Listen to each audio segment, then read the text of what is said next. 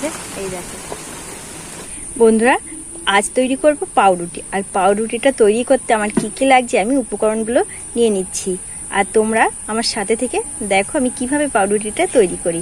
তাহলে বন্ধুরা, প্রথমে আমি নিয়ে নেব এই যে এরকম একটা বাটি নিয়েছি। বাটির আমি 2 বাটি নিয়ে নেব ময়দা। এই যে এই 2 বাটি এখানে মিশিয়ে দেব। এই যে চিনি নিয়েছি, এই চামচে 4 চামচ চিনি দেবো। আর চিনির পরিমাণটা যে যেরকম মিষ্টি খাবে সেই বুঝে আন্দাজ করে দিয়ে দেবে। আমি এই 4 চামচ চিনি দিয়েছি। 2 বাটি ময়দা নিয়েছি আর আমি 4 চামচ চিনি দিয়েছি। 4 চামচের 1 চামচ নিয়েছি ইস্ট। এটা এবার এর মধ্যে দিয়ে দেব। তাহলে এই 3টি উপকরণ আমি খুব ভালো করে মিশিয়ে নেব। খুব ভালো করে মিশিয়ে নিয়েছি। যেই বাটি মেপে আমি ময়দাটা নিয়েছি সেই বাটির 1 বাটি নিয়েছি দুধ। এই মাপগুলো কিন্তু ঠিকঠাক নিলেই কিন্তু পাউরুটি একদম খুব পারফেক্ট হবে। তাহলে এই 1 বাটি দুধ দিয়ে আমি এবার ময়দাটাকে মেখে নেব। আর দুধটা আমার ছিল উষ্ণ গরম নিয়েছি। দুধটা উষ্ণ গরম দুধ দিয়েই মাখতে হবে। তোমরা চাইলে এখানে জলটাও ব্যবহার করতে পারো, জল দিয়েও মাখতে পারো।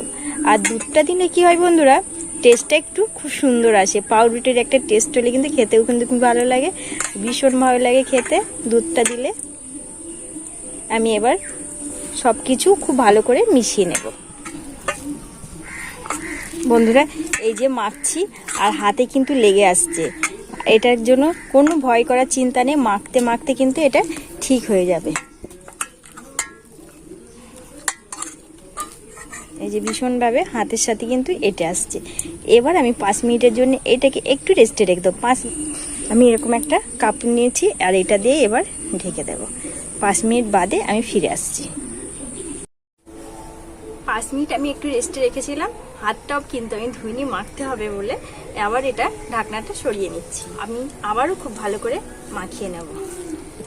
এটা কিন্তু খুব ভালো করে মাখতে হবে, মানে যত ভালো মাখবে পাউরুটিটা কিন্তু তত ভালো হবে, সফট হবে রুটিটা। এই যে মাখতে মাখতে এই দেখো হাত থেকে ছাড়ছে না, কিন্তু কোনো ভয় নেই। এখানে একটু সাদা তেল নিয়ে নিয়েছি, এটা এবার হাতের মধ্যে দিয়ে দেবো। হাতের মধ্যে দিয়ে আবারও খুব ভালো করে তেলটা দিয়ে মেখে নেব। আর এখানে তোমরা চাইলে কিন্তু বাটারটাও ব্যবহার করতে পারো। আর এই তেলটা দিয়ে আমি খুব ভালো করে আরো ভালো করে মেখে নেব।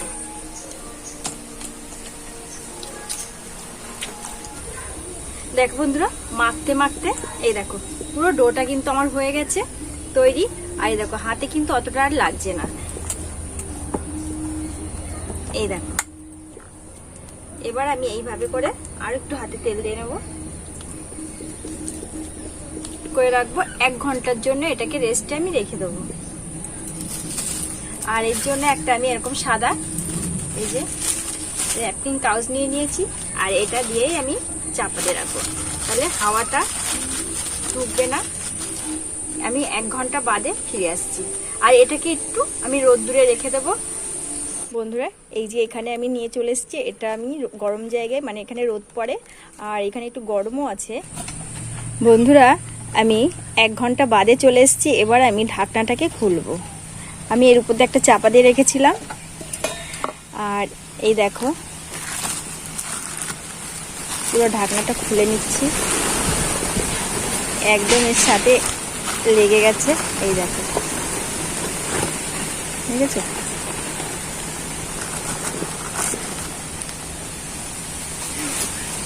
এই দেখো কতটা ফুলে গেছে।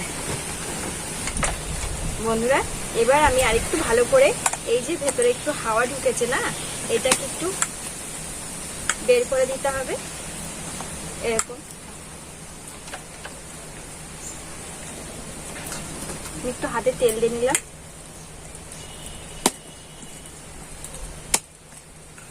এদিকে এবার একটা এই পিড়ে নিয়ে নিয়েছি, আর এই পিড়েটার মধ্যে নিয়ে নেব, নিয়ে এবার একটু মেখে নেব আর একটু ভালো করে। আর এবার আমি এটা থেকে 4টে করে নেব, 4টে রুটি মাপে করে নেব। আর এইভাবে করে এই যে এরকম করে গোল করে নিতে হবে। এইরকম হাত দিয়ে একটু চেপে দিতে হবে, গোল রুটি হবে তো, এর জন্য এরকম হাত দিয়ে একটু চেপে দিতে হবে। আর এই থালাটার মধ্যে আমি একটু সাদা তেল লাগিয়ে নিয়েছি। এই থালাটার মধ্যে রুটিটাকে করব। এই যে এইভাবে করে আমি 4টে করব, 4টে বানিয়ে নিচ্ছি। বন্ধুরা এইদিকে আমি ছোট বড় মানে করে 5টা হয়ে গেছে, আর 5টা হয়ে গেছে, আর 5টাই দেখো গোল গোল করে এরকম একটু চেপে দিতে হবে, তাহলে রুটিগুলো মানে তোমার এরকম গোল গোল চ্যাপটা হবে। এবার আমি এর মধ্যে একটু ব্রাশ করে দেব। আমি এখানে নিয়েছি এই যে দুধ নিয়েছি, তোমরা চাইলে জলও নিতে পারো নর্মাল। আমি এই দুধটা দিয়ে ওপরটা ব্রাশ করে দেব এইভাবে করে। আরো 5 মিনিট রেস্টে রেখে দেব। এইদিকে আমি 5 মিনিট বাদে চলে এসেছি, আর এই দেখো রুটিগুলো কিন্তু আরো অনেকটা ফুলে গেছে। এবার আমি বসিয়ে দেব।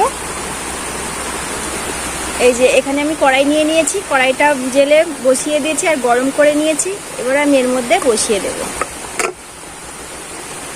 এটা আবার বসিয়ে দিয়ে আমি 5 মিনিট খুব জোরে জোরে জাল দেব। বন্ধুরা 25 মিনিট বাদে চলে এসেছি। এবার আমি ঢাকনাটা খুলে দেখব।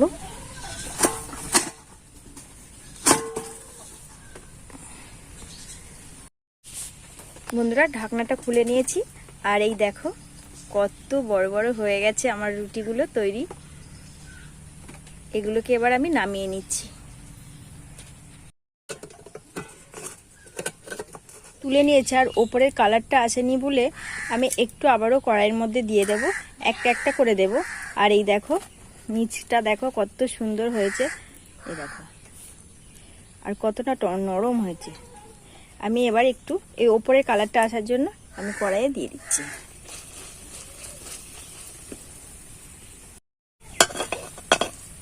দেখো বন্ধুরা নিচের কালারটা কিন্তু ব্যাপক এসছে, আর ওপরটাও এবার আমি দেখো নিয়েছি, হালকা কালার চলে এসছে রুটির গায়ে। এবার এগুলোকে সব আমি তুলে নিচ্ছি।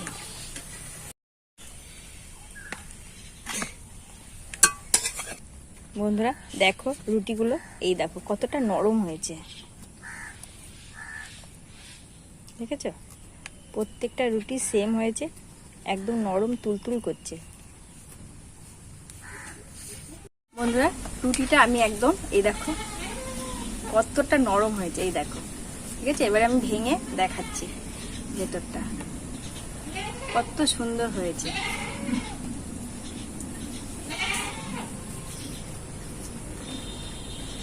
খুব সুন্দর হয়েছে রুটিটা, আর খুব নরম হয়েছে।